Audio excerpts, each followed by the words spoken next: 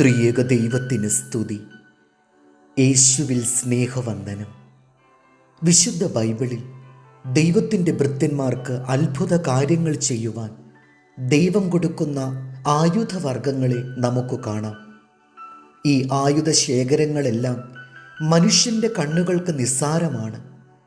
മോശയുടെ വടി, ഗിദയോൻ മിദ്യാന്യരുടെ പാളയത്തെ ഭയപ്പെടുത്തി ഓടിച്ചു കളയുവാൻ ഉപയോഗിച്ച കുടങ്ങൾ, കാഹളങ്ങൾ, ശിംശോൻ വൻ കാര്യങ്ങൾ ചെയ്യുവാൻ മുഖാന്തരമാക്കിയ കഴുതയുടെ താടിയിൽ, ദാവീദ് ഗോലിയാത്തിനെ കൊല്ലുവാനെടുത്ത കവിണയും കല്ലും, ഇങ്ങനെ ദൈവഭക്തന്മാരുടെ നിസ്സാര ആയുധങ്ങളെന്ന് തോന്നിക്കുന്നവയെല്ലാം വൻ കാര്യങ്ങൾ ചെയ്യുന്നതിന് സ്വർഗത്തിലെ ദൈവം തിരഞ്ഞെടുത്തു നൽകിയതാണ്.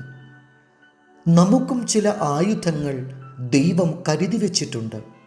നിത്യരാജ്യത്തിലേക്കുള്ള മോക്ഷയാത്ര ചെയ്യുന്നവർക്കായി സംഭരിച്ചു വച്ചിട്ടുള്ള വാളുകൾ, തലക്കോരികൾ, കവചങ്ങൾ, തേഞ്ഞുപോകാത്ത ചെരുപ്പുകൾ, ജീർണിക്കാത്ത വസ്ത്രങ്ങൾ തുടങ്ങിയവ. വഴിയിൽ ശത്രുക്കൾ നമ്മോടെതിർത്താൽ നമ്മൾ പരാജിതരാകാതിരിക്കാനായിട്ട് ശോധന ചെയ്ത് തിരഞ്ഞെടുത്ത ആയുധങ്ങൾ ശിരസ് മുതൽ പാദം വരെയും നമ്മെ അണിയിക്കുന്നു.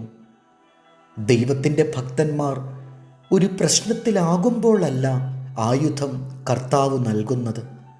നമ്മുടെ പ്രതിസന്ധികളിൽ നാം അകപ്പെടുന്നതിന് മുൻപേ, ഓരോ യാത്രകളുടെയും തുടക്കത്തിൽ തന്നെ നമ്മെ രക്ഷയുടെ ആയുധം ധരിപ്പിച്ചിട്ടാണ് നമ്മുടെ നാഥൻ ഇറക്കി വിട്ടിരിക്കുന്നത്.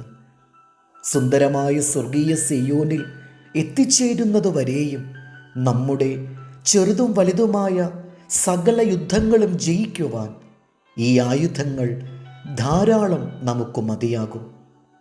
കർത്താവിൻ്റെ ഭൃത്യന്മാർ എണ്ണത്തിൽ നക്ഷത്രങ്ങളെപ്പോലെ ആയിരുന്നാലും യുദ്ധത്തിൽ അവർക്കെല്ലാം ധരിപ്പാൻ വേണ്ടത്ര ആയുധങ്ങൾ നമ്മുടെ നാഥൻ്റെ ആയുധശാലയിലുണ്ട്.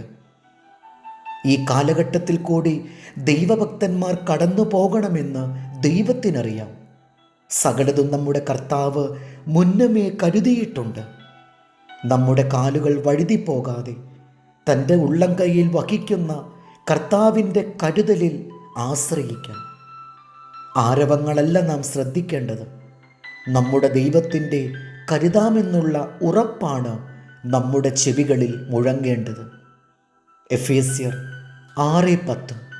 ഒടുവിൽ കർത്താവിലും അവൻ്റെ അമിത ബലത്തിലും ശക്തിപ്പെടുവിൻ.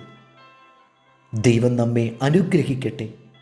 കർത്താവിൽ എളിയ ശുശ്രൂഷകൻ ഈരാളിലച്ചൻ.